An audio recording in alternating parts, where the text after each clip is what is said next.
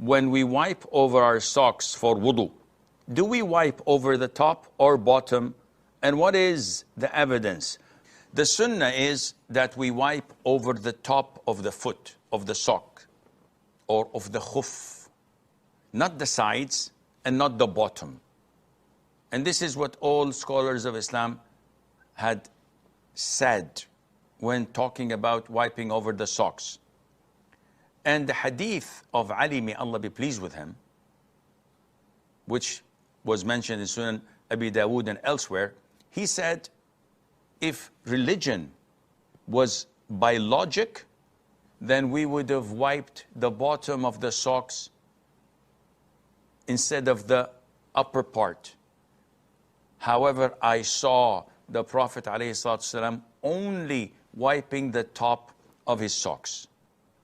And this indicates that Islam is not something that we do and we require a justification, a logical reason for what we're doing.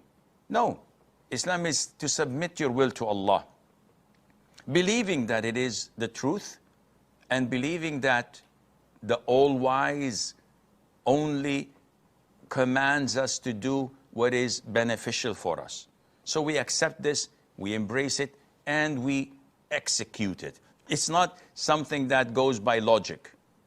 And this shows us how compliant Ali, may Allah be pleased with him, as well as the rest of the companions, with Allah's commands.